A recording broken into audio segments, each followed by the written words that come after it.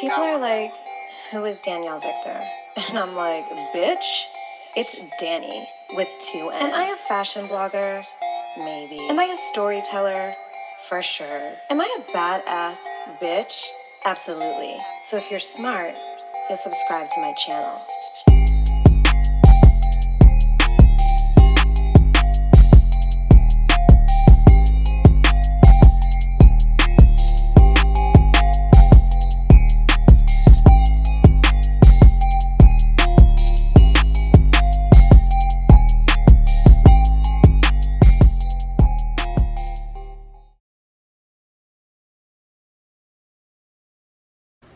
Hi everyone, it's Wednesday and I'm trying to be, you know, consistent with the shit I'm talking. So because it's Wednesday, I decided to do another true crime video because I'm really trying to take this seriously, okay? And let me tell you, a lot of work goes into true crime videos, okay? My first one, everyone said I did like a pretty decent job. I guess I messed up a couple of facts in the first video, so I just want to apologize for that to all the true crime fans. My bad. It was my first video. Like, give a break. This is now my second. Wednesdays will consist of murder mystery and question marks, serial killers and conspiracy theories and whatever it is that, you know, a few of us enjoy. Probably not going to be my most watched videos, but I enjoy it. But it does, like, take a lot of work. Like, I watch Lifetime movies. If there's like episodes of Snapped on Oxygen or any Crime IZ network, I try to watch those too. I read articles, news articles, I watch old news reports. I'm really trying to get into this, okay? So bear with me. Might be really bad in the beginning, and like 2-3 months from now I might have the best true crime videos on YouTube, okay? So just bear with me. Also, it's been like a really long day. I'm sure my makeup looks like absolute shit, but that's like not what these videos are about. So tonight, or today, it is tonight when I'm filming, but it'll be the day when I upload it, so whatever. Tonight, I wanted to discuss the case about Natalee Holloway. I'm pretty sure everyone in the world knows about this case, unless of course like you weren't born yet. Even if you weren't born yet, I imagine at some point like you've heard of this case. It's been 15 years since Natalee disappeared, and the case has yet to be solved, and no one has ever been prosecuted for her disappearance. Can't really call it a murder because we have no idea what happened to her. We can assume she was murdered, but really we have no idea. There's like just so many question marks in this case as well. The disappearance of Natalee Holloway, the 18-year-old who vanished while on a high school graduation trip to Aruba. The mysterious disappearance of an American teenager. The people closest to her are not giving up. Her body was never found. Natalee Holloway disappeared on Aruba. She was never found, and no one was ever prosecuted in the case, not even the main suspect, Johan van der Sloot. Holloway was a fresh-faced 18-year-old with a dazzling smile and a college scholarship all lined up, forever frozen in time in that now haunting senior portrait.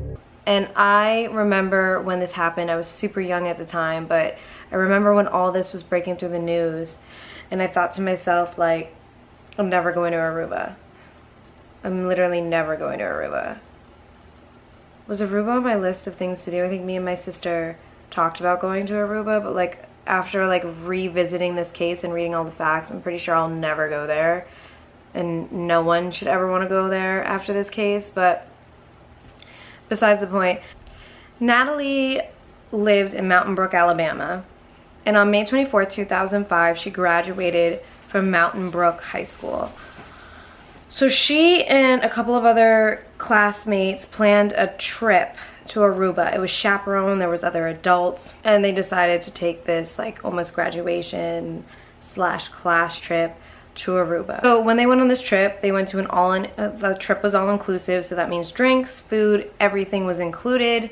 And obviously Aruba has different drinking age limits than the United States of America. So here you had to be 21. In Aruba, I believe you only have to be 18. And when you graduate high school, I could be wrong, it could be 17. I don't know Aruba's drinking age limit, so don't like yell at me for having the age limit incorrect, because a lot of you get really upset when I don't have 110% of the facts right. But basically, when she went to Aruba, she was able to drink. When she came back to the United States, she wouldn't have been able to drink.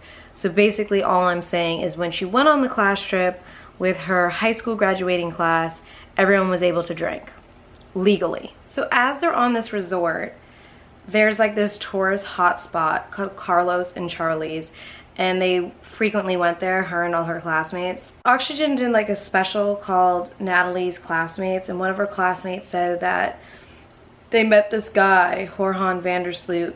He was around multiple evenings, like 3 or 4 of the nights he was around hanging out with some of the classmates. They all met at a casino and then, you know, went to Carlos and Charlie's on the night she disappeared. Into Carlos and Charlie's, the bar, at least 2 other nights. So it was like, of course we're gonna go there one more night. It's our last night.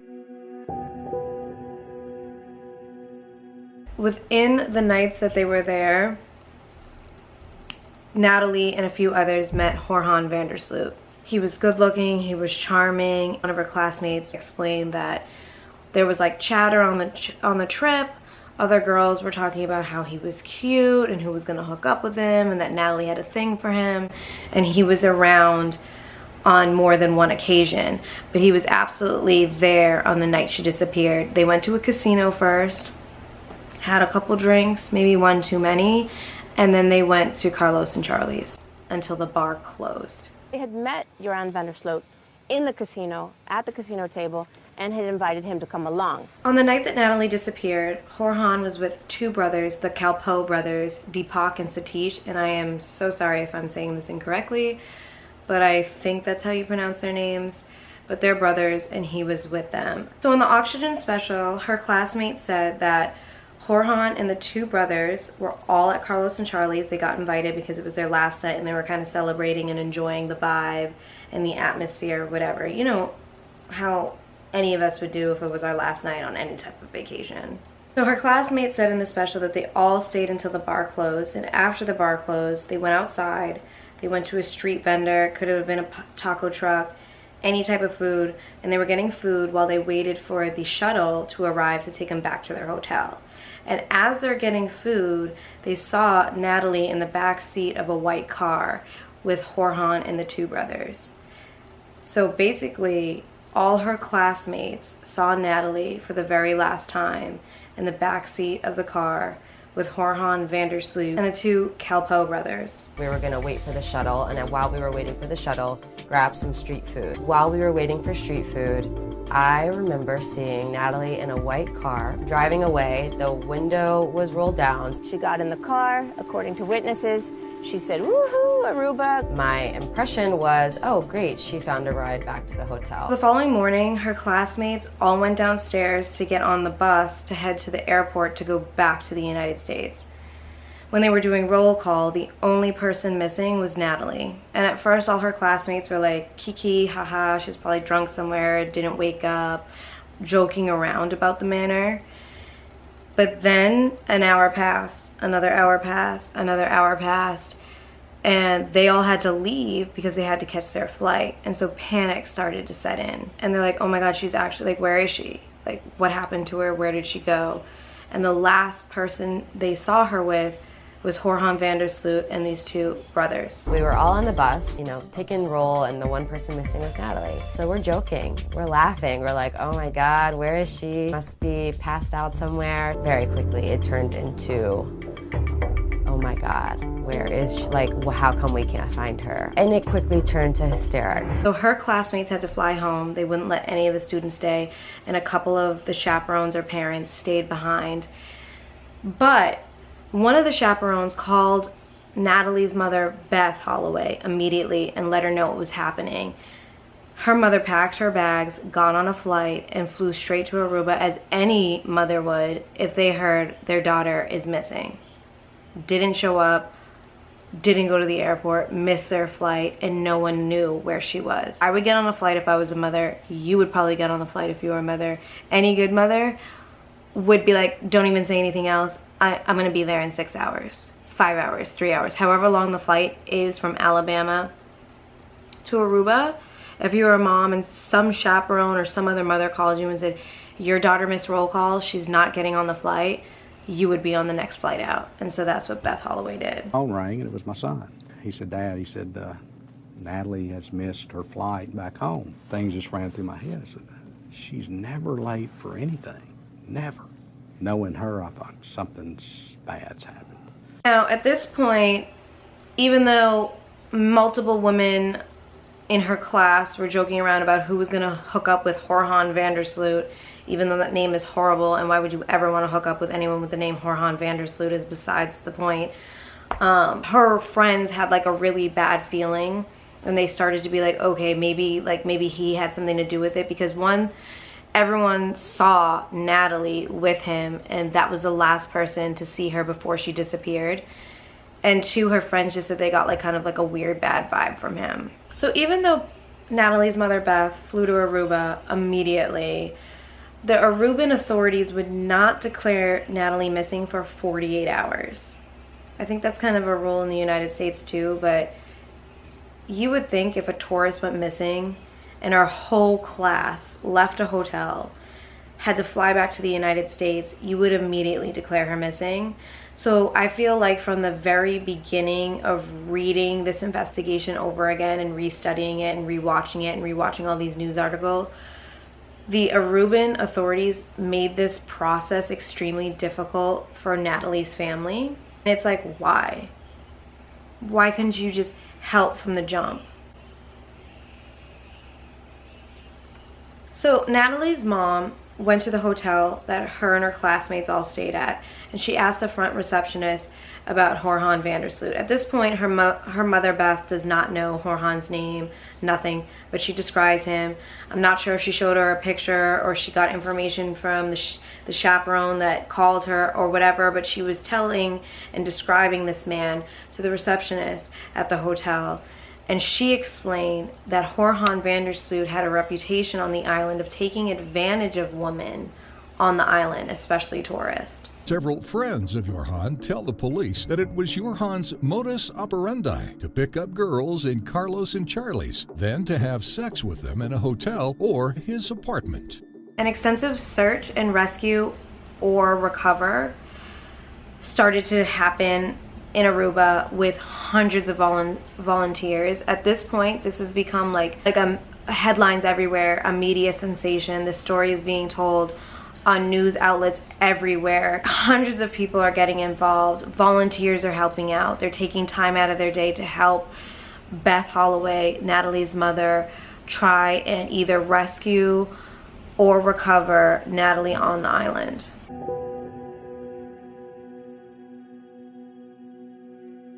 Urban authorities initiated a search, her parents making emotional pleas for information. My beautiful, intelligent, and outstanding daughter. Our primary goal is to bring Natalee back home. We will do whatever it takes.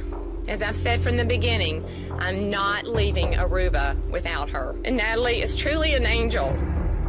She's a member of the National Honor Society.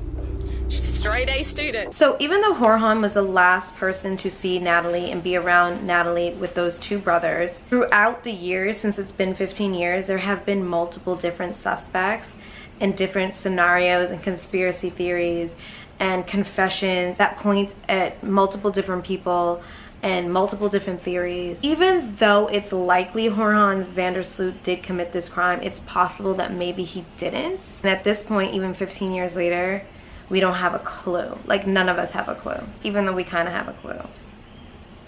Like, we can assume it's probably Jorhan Vandersloot, but it also couldn't have been Jorhan Vandersloot.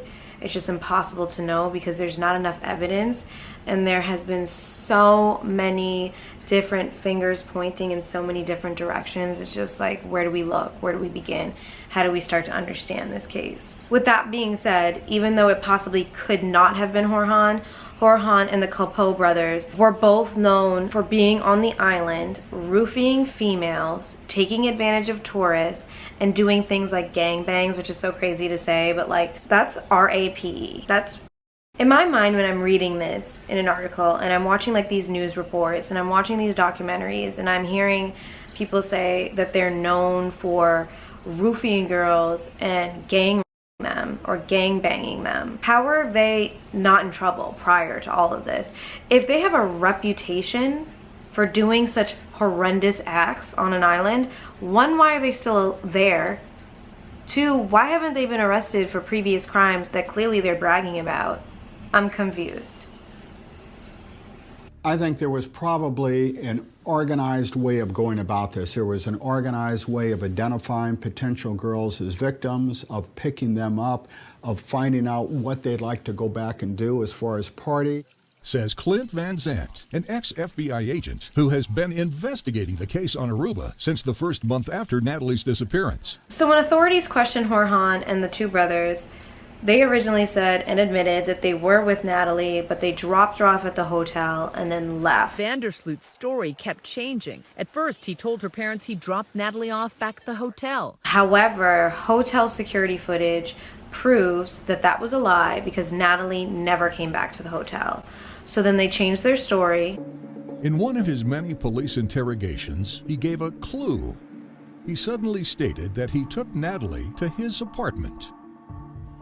Deepak, Satish, Natalee and I drove to my house. When we arrived there around 1:40 a.m., I asked Natalee if she wanted to come with me to my apartment. I wanted to have a sexual relation with her and afterwards call a taxi to bring her back to her hotel.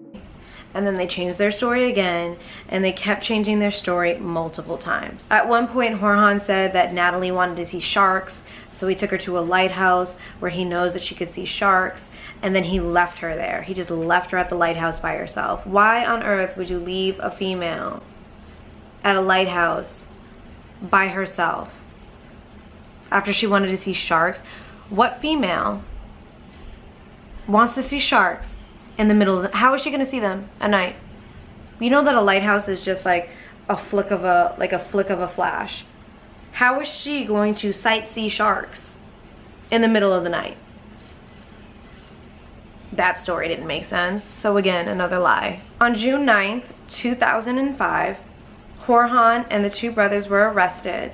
However, they were quickly released because there was just not enough evidence to hold them, and they couldn't charge them because they couldn't prove an actual crime had happened. One of the conspiracy theories in this case is that people believe that Jorhan Vandersloot probably did take Natalee to some beach or water area where possibly there could have been sharks, and if these guys are known for roofing girls, maybe he slipped her a roofie, the roofie had a bad reaction, or maybe at some point he thought she was dead and panicked and then got rid of her body.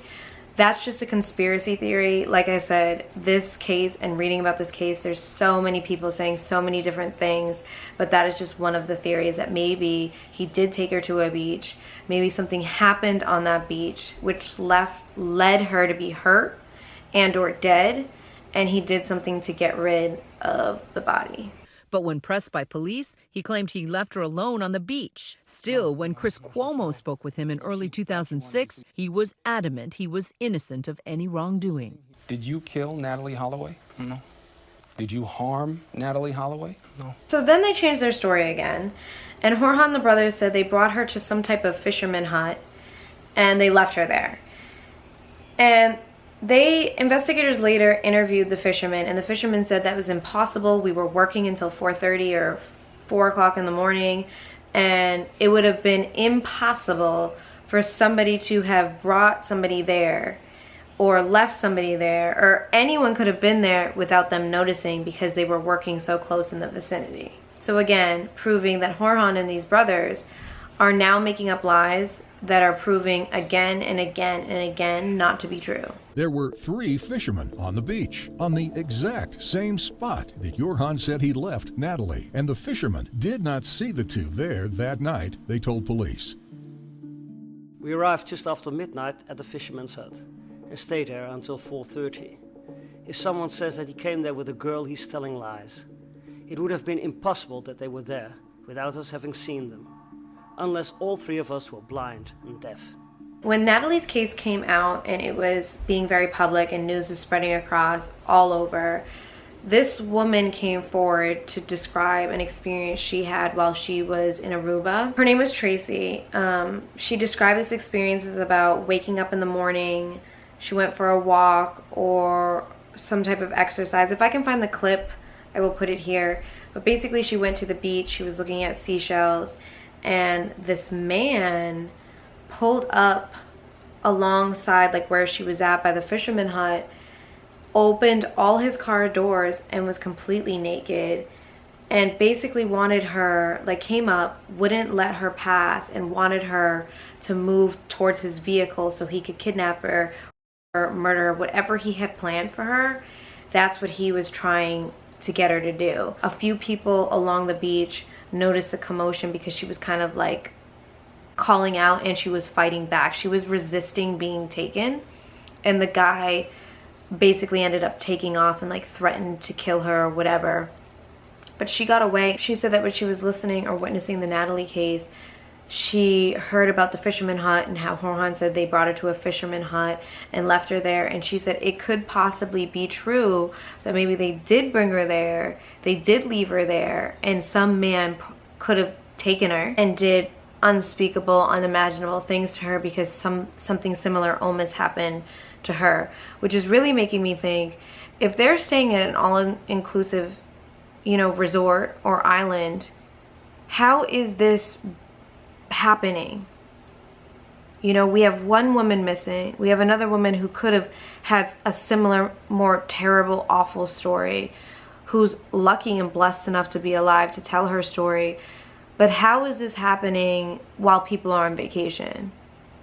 The last thing you think of when you're on vacation is some man is gonna pull up in a car with all his doors open, corner me, and throw me in the back of his vehicle and take off and take me God knows where and do God knows what. No one thinks that's gonna happen on vacation. But yet here we are having this woman who luckily is able to tell her story. And now we have a second woman, young woman, missing, disappeared for 15 years, who's unable to tell her story because we don't know what happened to her. Denver, Colorado, where we meet Tracy Allen. She was on Aruba in May 2005, 1 week before Natalee was there. My family and I were there on vacation, and we stay at the Marriott. So just after sunrise, I got up early and started to walk the beach looking for shells.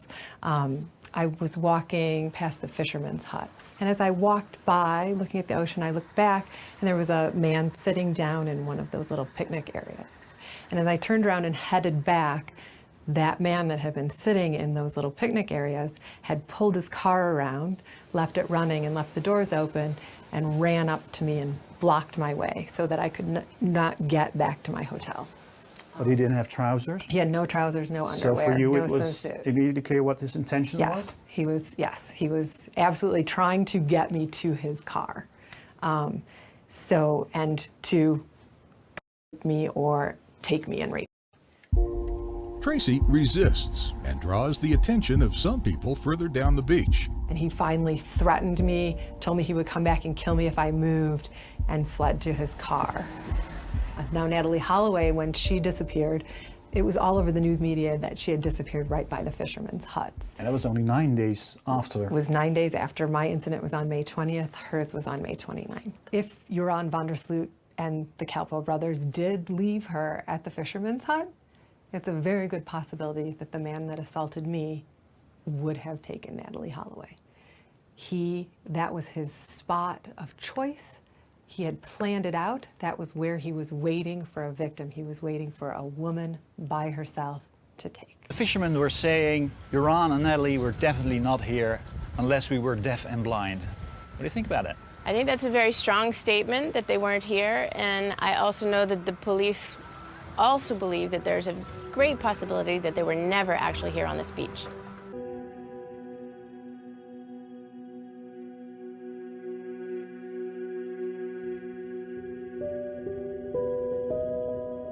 A week after Natalee went missing, this man came to authorities. His name is Steve Gregory Crows, and he told police that he witnessed Jorhan Vandersloot and the Capel brothers drop off Natalee at the hotel.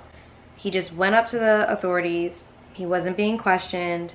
They didn't even know who he was. He just made some type of random weird statement and told police that he had witnessed Jorhan drop her off at the hotel. A week after Natalee's disappearance, Steve stepped forward as a voluntary witness. He stated to the police that he had seen how Natalee was brought back to the Holiday Inn by Jorhan and the Calpo brothers. He said he saw her being dropped off at the hotel lobby. But Steve lied. Surveillance footage of the hotel revealed Natalee never came back.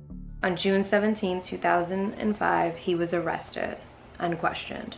Steve was arrested for giving a false statement. He was now officially a suspect and interrogated several times. So when Steven is getting questioned, they asked him what he was doing on the night that Natalee disappeared. And he originally said that he was DJing on some type of cruise boat called Tattoo, and that he fell asleep on the boat and he stayed there all night.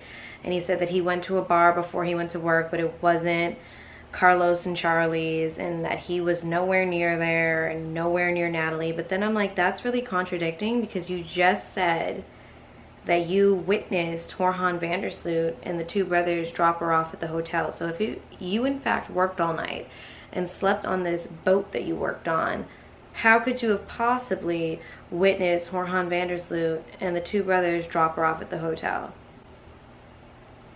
So then authorities asked this little cruise boat that he DJs on if he was working that night, and they said no. So again, proving that he was lying, not telling the truth.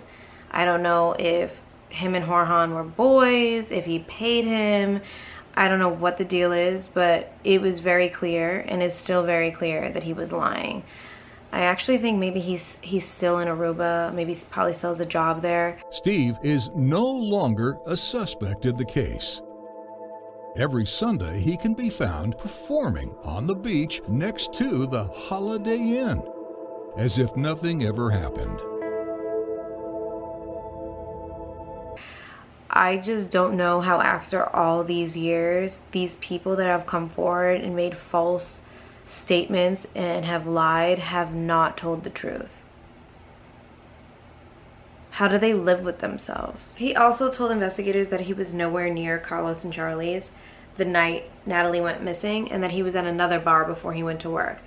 But the owners of Carlos and Charlie's confirmed 1,000% that Steven was in fact at Carlos and Charlie's the night Natalee disappeared, the same evening. In the police files, we discover that he told more lies. When asked about his whereabouts that night, he told detectives, I picked my friend Jeremy up with the car around 11:30. We went to a bar called Choose a Name. I don't remember going to Carlos and Charlie's.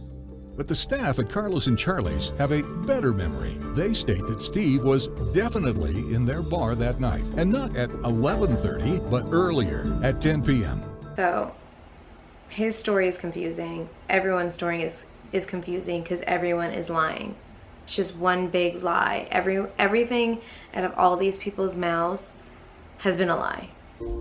Steve says he partied until 4:30 a.m. and then went to sleep on the Tattoo boat, but the bars he visited all closed at 2 a.m. So where was Steve between 2 and 4:30, exactly the hours when Natalee disappeared? Steve, like other suspects in this case, as an investigator, if you lie about the little things, you lie about the big things. He had no reason to lie except if he was trying to cover up for people or if he was trying to cover up for himself. We know he had access to a boat. We know that to dispose of Natalee's body, the easiest way would have been to put her body wrapped up in something, take her out to sea a mile or two, drop her in the water. The next stop would be the Panama Canal for that body. In the beginning of this video, I said that there has been a lot of suspects. People were pointing fingers at multiple different people. And at one point, investigators believe that Jorhan's father, Paulus Vandersloot, was involved with her disappearance. Supposedly he's known to have mafia ties, mob ties, crime ties, and they believe that he could have had the ability to get rid of her body. So they started investigating him because they believed he had something to do with it. For instance, if your son calls you and says, "Dad, I'm in trouble, like this girl is dead, I don't know what to do," and your dad is part of the mob or has mob ties or mafia ties, they would know how to get rid of the body. They would know how to cover up a crime. They would make it seem like a person just disappeared. So another conspiracy theory that people have said or come up with was that Jorge called his dad, explained a situation. We don't know what the situation is, but they both assumed Natalee was dead and or she was dead, and the dad basically came to clean up his mess. So on June 22nd, 2005, investigators actually arrested his father, but because again there was no hard evidence, they couldn't hold him. So Steven, the DJ, and his father, Paulus Vandersloot, were released on the same day because of lack of evidence. So at this point, her family is just looking for answers and freaking out and just wanting to know where their daughter is, if their daughter is okay. So they offer a $200,000 reward for anyone that could bring, you know, evidence or information to help them get closer to either finding her or knowing what happened to her. And eventually they bumped that reward up to $1 million. So now so much time has passed. On November 21st, 2007, almost 2 years after Natalee disappeared, Jorge Vandersloot and the two brothers were rearrested and re-questioned, but again, they were re-released because there's not enough evidence to hold them. And then on December 18th, 2007, the Aruban authorities declared the case closed. How do you declare a case closed when you haven't found a body and you haven't figured out where a missing person is? How on earth do you close a case? You know, and I'm like really into conspiracy theories, and sometimes I'd be making my own conspiracy theories up, and as I'm like rereading these facts and like re-talking about this case, it almost seems like the Aruban authorities, or maybe someone in the Aruban authorities, could have been corrupt and be covering up or hiding information. Like for instance, okay, if Jorge Vandersloot's father was in fact in the mafia or had mafia ties and could in fact know how to get rid of a body or hide a body or whatever, wouldn't people on the island be scared of him, petrified of him, and not want to cross him? So what if in fact these Aruban authorities were doing all this to protect them because they were scared of him? Or maybe they're just like bad cops in America. Like, you know, there's corrupt cops out here stealing drugs and money and whatever. Who's to say that, you know, there's not a few heads or a few people on the Aruban authorities that are doing the same corrupt bullshit? Just from the beginning of this investigation, how they weren't really helpful and how they kind of really like f***ed everything up. It just kind of seems like maybe they already knew, and maybe they're covering up for someone because they have no choice to, they're scared to, or maybe like they're getting a check or something. I don't know. All of it is just really sketchy. Many saying Natalee's parents were victims of an investigation botched from the start by Aruban authorities. Little did they know, they weren't just looking for a kidnapper or a killer. They were up against the whole Aruban government. Do you feel the Aruban authorities handled the investigation well? No, because they took their eyes off the last three people that were with Natalee. Including Joran Vandersloot, the son of a local judge in training, the godson of the police chief at the time. Joran Vandersloot enjoyed every privilege, every protection conceivable under the Aruban justice system. Because I'm just really confused how a case can be closed if it has never been solved. Usually when cases aren't solved, it's considered a cold case. Not a closed case, a cold case.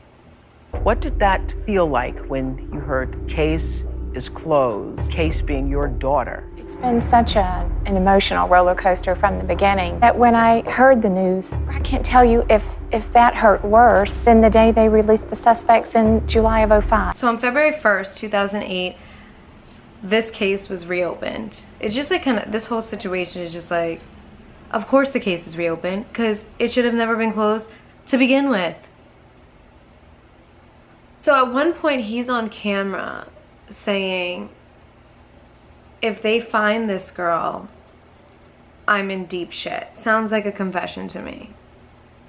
He then later recants that and said that's not true, he didn't mean what he said, etc, etc, etc. It's like he keeps saying things and then taking them back or changing the story and just completely switching up his narrative a million different times. In a 2008 hidden camera investigation by a TV crime reporter, then 20-year-old Vandersloot admitted he knew what happened to Natalee and said he watched her die. I just think that I'm incredibly lucky that she's never been found. Because if they found that girl, I'm in deep. But he later recanted that confession. Vandersloot has maintained his innocence. So at this point, Jorhan is just eating up all the publicity, everything about this case he's taking advantage of. He calls Fox News. He tells them he wants to give them an exclusive interview telling them what really happened and making like this grand confession. They agreed to do this interview with him, and they also agreed to pay him $25,000 to do the interview. So they pay him $25,000. He does the interview. If I can find the interview footage, I will put it here. I hope I can. I have to go through like a bunch of like old YouTube videos to see if what is on here, because a lot of the stuff that I rewatched on this has been on my TV, and obviously I'm not gonna like use my phone to record something I watched on my TV. So if I can find YouTube clips of this Fox interview that he had, I will absolutely 1010% insert it in this video. So during his Fox interview, he told the reporter that he in fact got paid $10,000 by some guy to bring him a blonde girl. He was looking for a blonde girl. He agreed to bring him a blonde girl, and he accepted the money and dropped her off. After the interview was over, he then texted Fox or whoever he was talking to and said the entire story was a lie, he made it up, he just wanted to get paid. Fox News decided that they were still going to air his interview, but just put a disclaimer in the beginning saying he has recanted or retracted his story and said it was all made up and it's not true, it's a lie, but here is the exclusive interview. Either way, the dude looks like a piece of fucking lying. He has taken money from everyone, lied to everyone, and at some point I just don't understand at this point, how do you get on national television and lie, accept a paycheck and not get in trouble for that? Is that even like legal? Like, you can literally like have an interview with a national news network and they're paying you for the truth and you don't give them the truth. Is that legal? Can that happen? Comment below if you know the answer to that, because I'm like curious, because that seems a little crazy to me. But whatever, he made $25,000 to give a fake ass interview. Well, could be real. That interview could have been the truth. He's just saying it's not the truth, but at this point, he has told so many lies that one of these lies might be true. We just don't know which one, or if any. Who will ultimately want out of this? I guess for it just all to be over, for just, yeah, that's it. Just for me to be able to get on with everything and feel okay. And you have told us now something that's very different from what we understood to have happened. I can't say how old he was, 30, 40. Played poker with him. One time I played blackjack with him, but he usually played blackjack. That was the game he said he wanted to see a blonde girl. Anything offered in exchange for it? Yeah, he offered me money. And what did you say? I said, okay, sure. At some point, Jorhan Vandersloot spent some time in Thailand. He used a completely different name. I believe it was Murphy Jenkins. Excuse me if I'm incorrect about this, but I'm pretty sure his alias in Thailand was Murphy Jenkins, and he was heavily involved in sex trafficking out there. He used to lure women and basically sell them. How he never got in trouble in Thailand is absolutely beyond me. It's like this dude has been a piece of shit, remains a piece of shit, and like is one of the worst human beings to live on this planet and breathe and whatever. But for him to have been in Thailand and to have been heavily involved in sex trafficking, it's actually not too far-fetched to almost believe what he said on Fox News. Like, maybe he actually did kidnap Natalee and sell her to someone for $10,000, because clearly at this point he's all about the money, because he took the interview with Fox News so he could get the $25,000 paycheck. So would it really be past him to kidnap a woman for $10,000, especially if he was in another country sex trafficking and selling women before? It's not far-fetched, but again, he said the story was made up and a lie, so there's no proof that he actually did that. And whoever he could have sold Natalee to is never going to come forward and say, yeah, you know what, actually, he did sell Natalee to me. His story is true. Because then he would be going to jail for an even different crime, like a totally different crime. So there's no way anyone would ever come forward and confirm or deny his story, unless there was video evidence, phone evidence, email evidence, any type of evidence, which there is no evidence at all. On February 10th, 2010, Jorhan Vander Suits, hate his name, his father just dropped dead in a game of tennis. Straight out to Ellie Justin, our chief editorial producer. Ellie, tell me the circumstances surrounding Vandersloot's death. Well, Nancy, apparently he was playing tennis just last night. As far as we know, no previous health problems, no other conditions that we're aware of. He apparently had a heart attack, collapsed on the tennis courts. Emergency personnel were not able to revive him. And 2 weeks after his father's death, Jorhan texted Beth Holloway, Natalee's mother, and said that for $250,000, he would tell her where her daughter's remains were. Basically telling her mother, she is in fact dead, but I will give you the closure that you need if you give me $250,000. Obviously, at this point, Beth Holloway is getting FBI involved. They step in. He starts talking to FBI. He tells the FBI, like, listen, I'll give you the information, but I'm going to need $25,000 up front, and then I'm going to want the rest of the money later.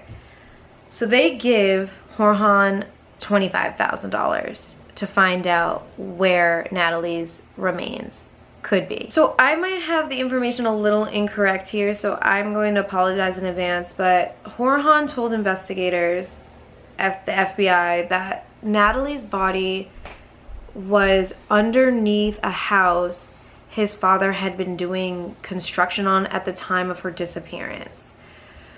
So come to find out, that's another lie, because the house that he claims Natalee's remains were under was not under construction in 2005 and was not being worked on at all during the time of her disappearance.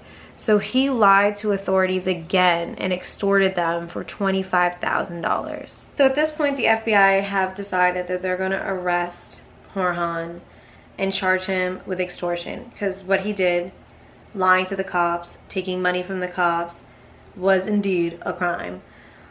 Somehow, some way, he gets on a flight, flies to South America, and ends up in Peru. And I'm just thinking in my head when I'm like reading the facts of this case, I'm like, how is this guy so untouchable? How does he play everyone, get away with every single crime he's committing? Because this dude is so trash and so narcissistic and such a like liar, and he lies like it's easy and fun and a game, that this in fact is not the first crime he committed, if he did commit the crime, because there is no proof, even though we all know like the proof is in the pudding. I don't get that saying, but it sounded like I should have, you know, said it there. Whatever. But to me, I'm just like, he he must have done so much reckless, terrible shit in his life that lying and deceiving and just his moves in general, that of like a complete and utter psychopath, but in order for him to get that way, he has probably committed so many heinous crimes that we don't even know about. It makes you wonder, what else has this guy done, and to who? How many other families and friends and cops and authorities are affected by things this man has done? Because his actions are those of someone that has done many things, many bad things, many things that he's gotten away with, that he believes in his mind, because he's so narcissistic, that he can get away with it. So he's convinced himself, I'm untouchable, and at this point, he really has become untouchable. He punked the cops, the FBI, into giving him $25,000, hopped on a flight to South America, to Peru, like it was nothing. Like he was just like, you FBI, I'm taking your money and I'm f***ing out. What? And he was out. So when he was in Peru, he stayed at a hotel, and I'm not sure if there was a casino in the hotel or if he would leave the hotel and go to a casino, but besides the point, he was in a casino, and when he was in the casino, he met a woman named Stephanie Flores, and at the time she was 21 years old. And there's footage, I hope I can find the footage on YouTube because I will insert it here, of them interacting with one another in the casino. The eerie part of this part of the story is that 5 years to the day that Natalee Holloway went missing, he killed Stephanie Flores in his hotel room and then left her body there. He dipped. So he brought Stephanie Flores up to his room. I'm unaware of what happened when they were in the room, but he beat her badly and then smothered her with his bloody shirt and then left her body there for 3 days. He left her body there for 3 days because he took off, got on another flight, and went to Chile. Did he think, this is how much you know he's like a psychopath and like a sociopath and like just thinks he's the most untouchable god on the face of the planet, because he really killed a woman, packed his bags like with a dead body just in his hotel room, left the body there, then left Peru, and just continued living his life. So knowing that his name was in the room, on the room, and knowing that there's a body in it, he just thought in his mind, because he's psychotic, that, you know, no one's gonna think I did it because, you know, even though the body's in my room. Like, I just don't understand his thought process at all. So he finally gets caught in Chile and they extradite him back to Peru. And when he's getting questioned about Stephanie Flores, he made up the story that they were like doing some gambling on his computer and a message popped up and they got into this heated argument, and he just started beating her, and like beating her so badly that her blood was everywhere, and then eventually smothered her. And it's like he just had like a psychotic break, and he blamed authorities and like the pressure of the Natalee case on her death. Like basically he had too much pressure from everyone blaming him for the Natalee case. Mind you, you were cool with everyone blaming you on the Natalee case when you got the $25,000 payout from the FBI though, right? So he makes a confession. He then takes back the confession, just like he's taken back 550 other confessions about Natalee. But it didn't work for him this time. On January 13, 2012, Jorjan Vandersloot was actually convicted of Stephanie Flores's murder and was sentenced to 28 years in prison. And I don't know about y'all, but how does someone only get 28 years in prison for murder? Wouldn't you think that a cold-blooded first-degree murder would be like a life sentence without parole? I don't know how he only got 28 years, but that's besides the point. Vandersloot now serving 28 years in a Peruvian jail for the killing of a different woman. And the thing is that he got convicted of murder one day after Natalee Holloway was legally pronounced dead. Her family asked for her to be declared dead because she had money in like a savings account and a trust fund that her parents wanted to use for, or maybe her father, I don't know if her mother wanted to use for like her brother and his brother's college fund. And so she was pronounced legally dead, and then one day later he was convicted of murder for a completely different woman in a completely different country for 28 years, even though 28 years is not nearly enough. I think though, like at this point, when he's getting arrested and her family is hearing this news about him and getting caught murdering another female, I think at this point, even though no body was ever found, I think her family could have come to the conclusion that their daughter was probably murdered by this monster. And I think that's another reason why they pushed for her to be declared legally dead. Hopefully they never give up. Hopefully at some point one of these people that were involved, because I'm sure there was multiple people involved, comes forward and wants to clear their conscience. And in my mind and in my thoughts, I'm wondering if this guy has 28 years, I guess if you're a psychopath and your mentality is like, I'm untouchable, he probably believes he'll get out quicker than 28. Even if he does get out in 28, he's probably like, I still got some life to live. I'm just thinking, if you got convicted of murder, why can't you just give the family peace and tell them what really happened? But he has lied so many times that even if he came forward and told them exactly what happened, how it happened, and etc., etc., etc., in the back of her parents' mind, they're probably not going to believe one word of that story, because it's like the boy who cried wolf. And that's really unfortunate. So I hope at some point her family gets peace, her friends get peace, and this case cannot be a cold one or a dismissed one. It can actually be solved. Because I feel like when tragedies like this happen, it's one thing for the tragedy to happen. It's another thing for the tragedy or the murder to be unexplained, unknown, like not knowing. You know, if you lose a loved one,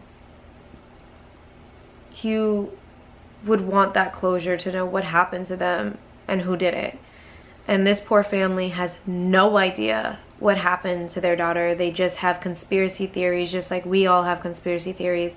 And they really, at the end of the day, don't know who did it, because there has never been any solid evidence and there has never been a real confession.